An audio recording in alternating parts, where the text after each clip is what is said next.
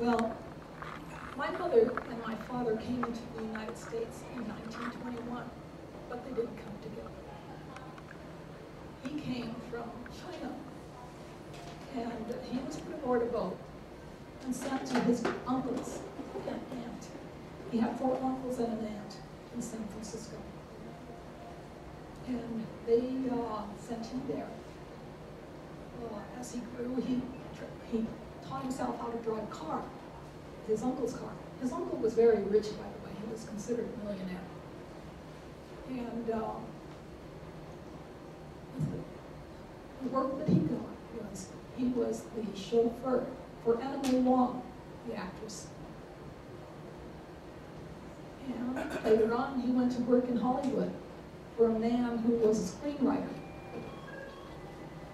And finally made his way back to Tucson. I don't know how, but he did.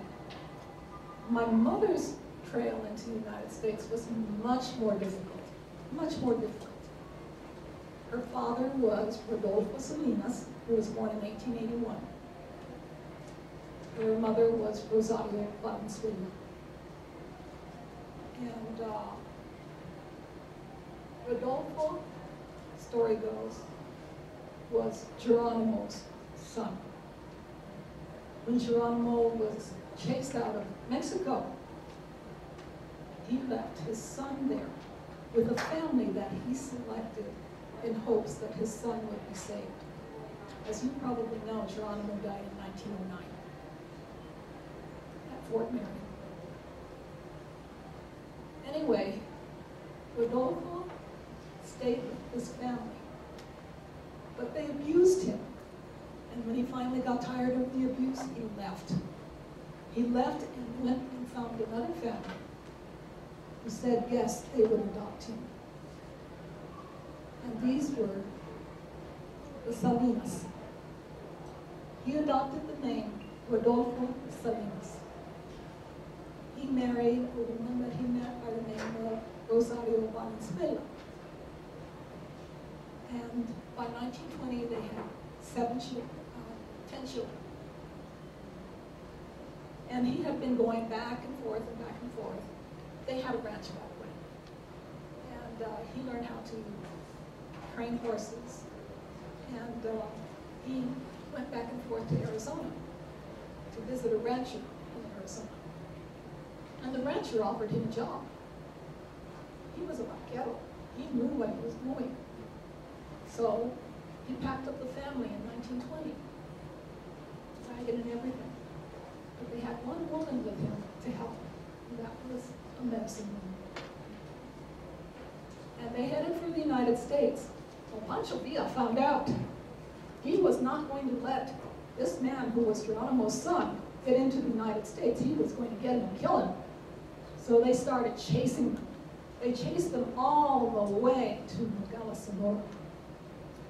And when they got too close, my grandfather would take the kids and hide them in the riverbeds. And he would ride like the wind to get away. But the chase went on to Nogales, Sonora, where his boss, the man that he met in Arizona and offered him a job, met them at the consular service, the U.S. consular service. And they immigrated into the United States for $1. All 10 children and my grandparents. My mother had a 3rd grade education. She worked to take care of costs, giving her parents any little bit of money that she could possibly get. But she went to work in a Chinese restaurant. And there she met a man named Lim and fell madly in love. And they had 3 children, Henry, Dora, and Frank. Unfortunately, Lim, Henry, and Dora. So she kept working at that same restaurant. She was a waitress. And this man came, and he was a cook. His name was Harry Wong. She and Harry fell madly in love, too. And they had a total of 9 children together. Okay. We lived on Myers Street for a while. We lived in South Tucson for a while, in an apartment that was owned by Frank Randall, who was mayor of South Tucson. He was my Nino. I have to tell you this story. This is really funny. I remember when I was a little girl, I went running to him and I said, Nino, Nino, Nino. I said, Mommy wants me to be a teacher and I don't want to be one. And he looked at me and he says, Mommy knows best, mijito. Guess what I'm doing today? I'm a substitute teacher. But anyway, you're wondering, did my mother ever marry these men? No. Do you know why? There was a law in Arizona that people of different races could not marry. Okay? This came out in the news many, many years later when a friend of mine, Henry Oyama, tried to get married and couldn't because there was a law against it. But in 1930, after having all these children, the Lee Means, who owned a grocery store here in Tucson, went and packed my mom and dad into their car and drove them to Silver City, New Mexico, where they were married with the Lee Means standing up for them. And that's how they got married. My mother was embarrassed when I found her marriage certificate and realized that they were not married until the late 1930s, after having all these children.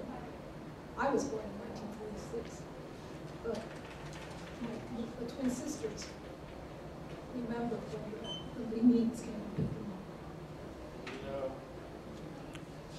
And anyway, they really made sure that we got our education and made sure that we learned everything that was necessary to be successful. And they wanted us to be successful. And we've tried to do that. As I said, I have 7 sisters and 2 brothers. I have 25 nieces and nephews, 35 grandnieces and nephews, and I forget how many great-grands I have. But we have always tried to live up to my parents' ideals of what they wanted us to be in this United States. My father voted, by the way. I have to tell you this. My father voted. He voted, I remember, in the election that Eisenhower won. We got a parakeet, a blue parakeet. His name was But my dad was dedicated to the United States of America. He wanted us to be successful. Thank you.